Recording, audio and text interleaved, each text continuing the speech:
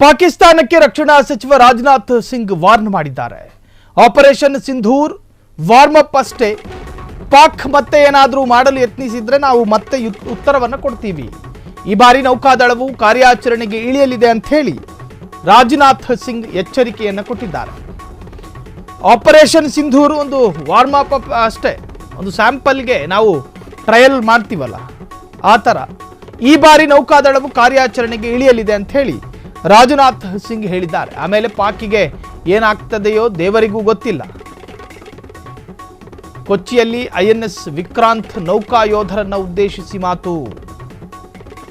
ನಿಮ್ಮ ತಯಾರಿಗಳಲ್ಲಿ ಯಾವುದೇ ಕೊರತೆ ಆಗಬಾರದು. ಪಾಕಿಗೆ ಎಚ್ಚರಿಕೆಯ ಜೊತೆಗೆ ಯೋಧರಿಗೆ ಆತ್ಮಸ್ಥೈರ್ಯವನ್ನು ಕೂಡ ತುಂಬಲಾಯಿತು.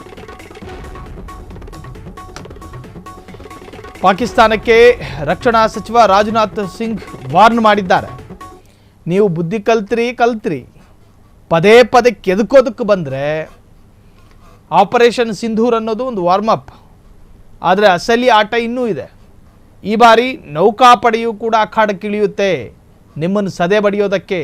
ಒಂದು ವೇಳೆ ನಮ್ಮ ಅಸಲಿ ಆಟವನ್ನು ಪ್ರದರ್ಶನಕ್ಕಿಟ್ಟರೆ ಪಾಕಿಸ್ತಾನದ ಗತಿ ಏನು ಅನ್ನೋದು ನಮಗೆ ಊಹೆ ಮಾಡೋದಕ್ಕೂ ಆಗಲ್ಲ ಅಂತ ಹೇಳಿದ್ದಾರೆ.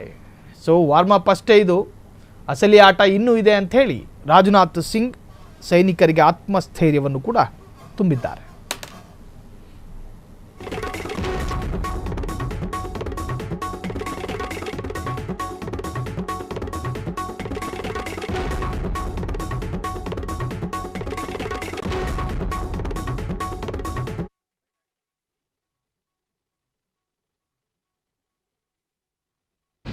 पाकिस्तान को पता है जब भारतीय नौसेना पूरे जोश के साथ, पूरे जोर के साथ जब चलती है तो उसका अंजाम क्या होता है। 1971 इसका गवाह है कि जब इंडियन नेवी हरकत में आई थी वह 1 से 2 हो गया था। मैं पाकिस्तान की बात कर रहा हूँ। जब हमारी इंडियन नेवी हरकत में आई थी तो पाकिस्तान 1 से 2 हो गया था। अगर ऑपरेशन सिंदूर में भारतीय नौसेना अपने फार्म में आई होती तो पाकिस्तान के 2 टुकड़े ही न होते, बल्कि मैं समझता हूं शायद 4 टुकड़े हो जाते।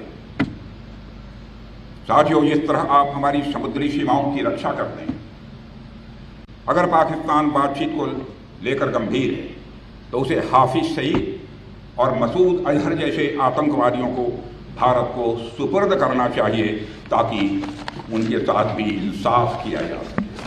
उनके साथ का इंसाफ कैसा होना चाहिए यह मुझे बताने की जरूरत नहीं है। ಕ್ಷಣ ಕ್ಷಣದ ಸುದ್ದಿಗಳಿಗಾಗಿ ಫ್ರೀಡಂ ಟಿವಿ ಸಬ್ಸ್ಕ್ರೈಬ್ ಮಾಡಿ, ಲೈಕ್ ಮಾಡಿ ಹಾಗೂ ಫಾಲೋ ಮಾಡಿ. ಹೊಸ ಸುದ್ದಿಗಳ ನೋಟಿಫಿಕೇಶನ್ಗಾಗಿ ಬೆಲ್ ಐಕಾನ್ ಮೇಲೆ ಕ್ಲಿಕ್ ಮಾಡಿ.